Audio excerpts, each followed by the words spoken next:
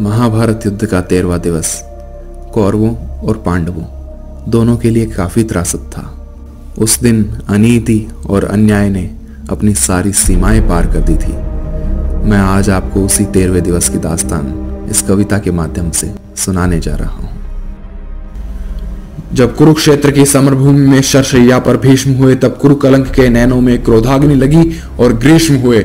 गुरुदेव बनेंगे सेनापति, है चाल चली थी शकुनी ने, जिसमें फंसकर सब जूझ रहे वो जाल बुनी थी शकुनी ने। इस बार चली थी चाल अजब, जिसमें न कोई संधि हो, गुरुवर द्वारा वह ज्येष्ठ पांडुसुत समर भूमि में बंदी हो। फिर पांडव सेना में गुरुवर ने ऐसा तांडव नृत्य किया, सब समर मुंड से पाट दिए, कुछ ऐसा चित्र विचित्र किया। निज सेना की यह दशा देख अर्जुन को क्रोध अपार हुआ, बच उठा कृष्ण का पांचजन्य, फिर गांडीव का टंकार हुआ। कौरव सेना के होश उड़े जब गुरुवर का रथ चूर हुआ, जो सोचा था वह विफल हुआ, सब सपना चकना चूर हुआ। फिर कहा द्रोण ने दुर्योधन, मैं उससे पार न पा सकता, अर्जुन के रहते धर्मराज को बंदी नहीं बना सकता। फिर कहा त्रिगर्तों ने मिलकर, हम प्रण पे प्राण लड़ाएंगे, हम अर्जुन को ललकारेंगे और दूर तलक ले जाएंगे। हम जान रहे हैं अर्जुन से पा सकता कोई पार नहीं, पर इससे बढ़कर मित्र तुम्हें मैं दे सकता उपहार नहीं। फिर क्या था, ऐसी नीति बनी जिसको सबने मंजूर किया। उसने अर्जुन को ललकारा और समर भूमि से दूर किया। अर्जुन के जाते गुरुवर ने फिर कुछ नवीन संरचना की, जिसका भेदन हो सके नहीं, उस चक्र व्यूह की रचना की।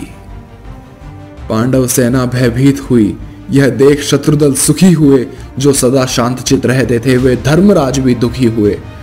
निज सैन्य तात को दुखी देख फिर शेर बबर को जगना था, जो धनी धनुष के बनते थे उनको भी नाक रगड़ना था। है उम्र 18 बरस, मगर ये बड़ा धनुष का धन्नु है उम्र 18 बरस, मगर ये बड़ा धनुष का धन्नु है। सबने देखा कोई और नहीं, यह अर्जुन सुत अभिमन्यु है।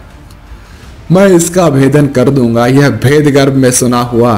दादाजी चिंता दूर करो, यह सुन साहस 100 गुना हुआ। फिर अभिमन्यु के पीछे ही कुछ तेज चले, कुछ धीम चले, कुछ पैदल घोड़े रथ सवार ले, गदा गदाधर भीम चले। अभिमन्यु को न रोक सका, वह द्वार तीसरे पार हुए, पर आज जयद्रथ के आगे चारों भाई लाचार हुए। अभिमन्यु ने मुड़कर देखा, पीछे न कोई अपना था। अभिमन्यु ने मुड़कर देखा, पीछे न कोई अपना था, पर विचलित तनिक न हुआ वीर, ऐसा ही उसका सपना था। कोई एक भिड़ा, कोई दो संग, कोई ले झुंडों का झुंड भिड़ा, लाशों से पड़ने लगी धरा, जब मुंड मुंड पर मुंड गिरा। दुर्योधन दुशासन विकर्ण कृतवर्मा अश्वत्थामा को, गुरुद्रोण कर्ण को हरा दिया, फिर मारा शकुनी मामा को। वह कर्ण भिड़ा जो दुर्योधन के विजय लक्ष्य की आशा था, वह कर्ण भिड़ा जो दुर्योधन के अंतर मन की भाषा था, वह कर्ण भिड़ा जो एक 700 बाण चलाने वाला था, वह कर्ण भिड़ा जो दुर्योधन को विजय दिलाने वाला था।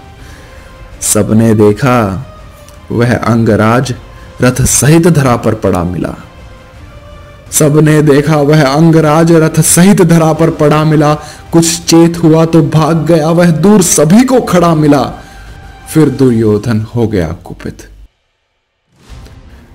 फिर दुर्योधन हो गया कुपित, ले सबका नाम पुकारा है, सब इसे साथ मिलकर मारो, ऐसा आदेश हमारा है। फिर एक साथ भिड़ गए सात, सातों ने ऐसा काम किया, रथ तोड़ सारथी को मारा, घोड़ों का काम तमाम किया। तलवार तीर जब टूट गए तो रथ के चक्के उठा लिए, उस रथ के टूटे चक्के से कितनों के छक्के छुड़ा दिए। यह देख अधम दुशासन ने तब सिर पे गदा प्रहार किया। गिर गया धरा पर वीर, तभी पीछे से उसने वार किया। फिर बारी बारी से सबने उसके सीने पे वार किया। सब नियम युद्ध के भूल गए और ऐसा अत्याचार किया। सब मायापति की लीला है, मैं कृष्ण लिखूं घनश्याम लिखूं, कितनों को धूल चटाया है, कितने कुरुओं के नाम लिखूं। शब्दों में सहज सुशीलापन, अब कविता को विश्राम लिखूं। मैं उस बालक अभिमन्यु को अब अंतिम बार प्रणाम लिखूं।